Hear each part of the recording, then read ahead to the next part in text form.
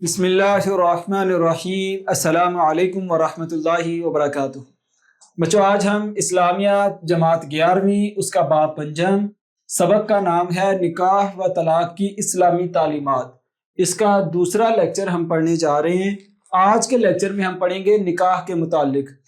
نکاح جو ہے یہ پیغام ہوتا ہے جو عورت کی طرف بھیجا جاتا ہے، وہ منگنی کہلاتا ہے، منگنی کا پیغام۔ بعد میں وہ جو معاہدہ ہوتا ہے جس پر آئلی زندگی کا آغاز ہوتا ہے مرد عورت کی، اسے نکاح کہتے ہیں۔ نکاح میں کیا کیا چیزیں ہوتی ہیں؟ اللہ تعالیٰ کی تعریف جو ہے وہ کی جاتی ہے خطبہ میں، پھر رسول اللہ صلی اللہ علیہ وسلم پر درود پاک پڑھا جاتا ہے، اور مختصر واعظ و نصیحت کرنی چاہیے اور یہ کی جاتی ہے۔ زیادہ لمبا چوڑا واعظ کرنا، پروگرام کرنا یہ ٹھیک عمل نہیں ہے، کیونکہ لوگوں کی خوشیوں کے درمیان یہ ایک رکاوٹ کا سبب ہے۔ تو کوشش یہ کرنی چاہیے مختصر 4 سے 5 منٹ، حد 10 منٹ کا ایک واعظ کرنا چاہیے اور پیغام دینا چاہیے نکاح کتنا لازمی ہے، اور آنے والوں کو، شریک ہونے والوں کو نکاح کی ترغیب دینی چاہیے اس واعظ میں۔ تو یہ ہو گیا نکاح۔ اس کے بعد حق مہر کیا ہے؟ اس کی حیثیت یہ واجب ہے، لازم ہے، اور قرآن مجید میں اللہ تعالیٰ فرماتے ہیں وَآتُوا النِّسَاءَ صَدُقَاتِهِنَّ نِحْلَةً۔ یہاں کتاب کا صفحہ نمبر 97 آپ اوپن کر لیں، یہ پیلے رنگ میں یہ آیت لکھی ہوئی ہے، اور عورتوں کو ان کے حق مہر خوشی سے ادا کرو۔ تو یہ ہو گئی آیت، اور یہ واجب ہے۔ اس کے بعد اس کی 2 اقسام ہیں۔ ایک ہوتا ہے مہر معجل، جو کہ فوری ادا کر دیا جاتا ہے اسی ٹائم پہ۔ ایک ہوتا ہے مہر مؤجل، یعنی تاخیر کے ساتھ، ٹھیک ہے، کہ اس میں تاخیر ہوتی ہے، ابھی نہیں، 1 سال کے بعد، یا جو مدت مقرر کر لی جائے اس طے شدہ مدت پر شوہر کا حق مہر ادا کرنا یہ لازم ہوتا ہے، اور یہ قرض ہوتا ہے، اس کی معافی نہیں ہے جب تک عورت خود معاف نہ کر دے۔ تو حق مہر کی تعریف ہو گئی، اس کی حیثیت ہو گئی، اس کی اقسام ہم نے پڑھ لی۔ تو یہ تھا پورشن نکاح والا۔ اب ہم طلاق کے بارے میں پڑھتے ہیں۔ طلاق کیا ہے؟ شوہر کا اپنی بیوی کو نکاح کی پابندیوں سے آزاد کرنا طلاق کہلاتا ہے، یہ طلاق کی تعریف ہے۔ اس کے بعد خلا کسے کہتی ہیں؟ میاں بیوی کا باہمی رضامندی سے مال کے عوض نکاح ختم کرنا، یہ کیا ہے؟ خلا ہے۔ طلاق یہ مرد دیتا ہے عورت کو، اور خلا عورت مرد سے لیتی ہے، ٹھیک ہے۔ اور اگر طلاق مرد دے تو جو اس نے حق مہر دیا ہوتا ہے وہ کبھی واپس نہیں لے سکتا، چاہے وہ ایک باغ یا ایک بنگلہ ہی کیوں نہ ہو۔ لیکن اگر عورت مرد سے خلا لے گی تو وہ حق مہر جو اس نے لیا تھا، چاہے 5000 ہو، 5 تولہ سونا ہو، یا باغ یا بنگلہ ہی کیوں نہ ہو، وہ واپس کرے گی، پابند ہے۔ نہیں تو ایسے ہی ہوگا، نکاح ہوگا، نکاح کے بعد جب زیادہ مال و متاع مل گیا، بعد میں عورت خلا لے اور چلی جائے تو مرد کا نقصان ہو جائے گا۔ اس لیے جو طلاق دے گا یا لے گا وہ اسے واپس کرے گا۔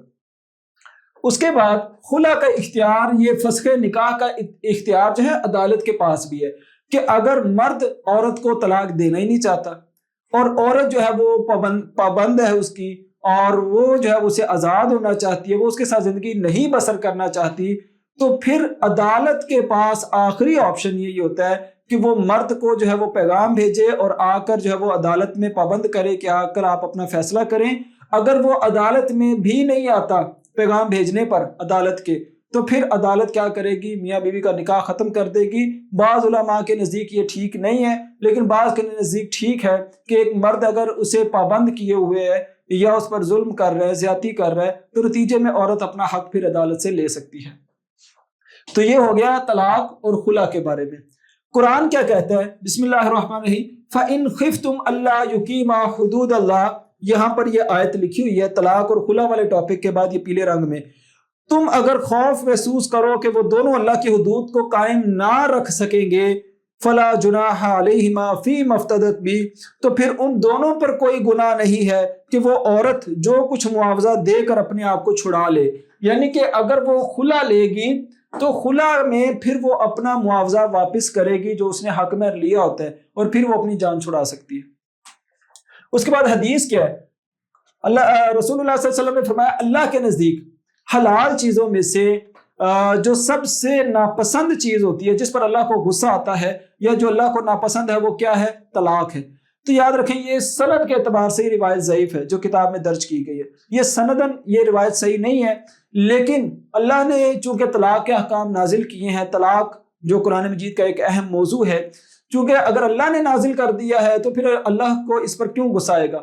ہاں یہاں پر یہ ہو سکتا ہے کہ بے وجہ طلاق دینا، بغیر کسی عذر کے، بغیر کسی وجہ کے، سالڈ ریزن کے، یا کوئی شرعی قباحت کے، تو اس وقت طلاق دینا یہ تب غلط ہے اور اللہ کے ہم انسان مجرم بن جاتا ہے۔ اور حدیث ہے کہ جو بلا وجہ طلاق دیتا ہے یا عورت طلاق لے تو یاد رکھیں وہ جنت کی خوشبو بھی نہیں پا سکتی۔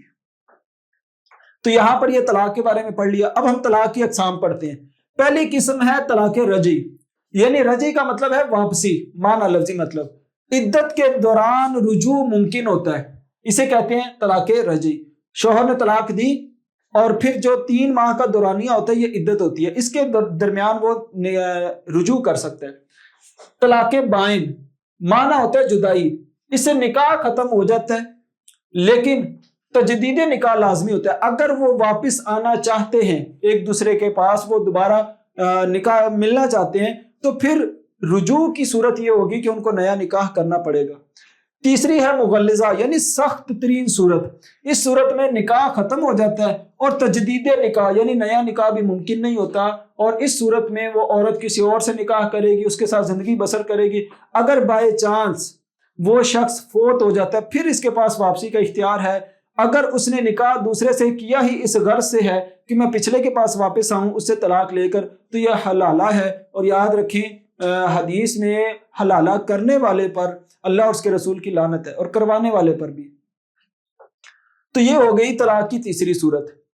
طلاق والا ٹاپک ہم نے پڑھ لیا، نکاح، اس کے بعد حق مہر، طلاق کی اقسام۔ اب ہم عدت کے بارے میں پڑھتے ہیں۔ عدت شوہر کے فوت ہونے یا طلاق کی صورت میں عورت کا مخصوص وقت گزارنا، یہ کیا ہے؟ عدت ہے۔ تو عدت آگے عورت کی عدت کئی طرح کی ہوتی ہے۔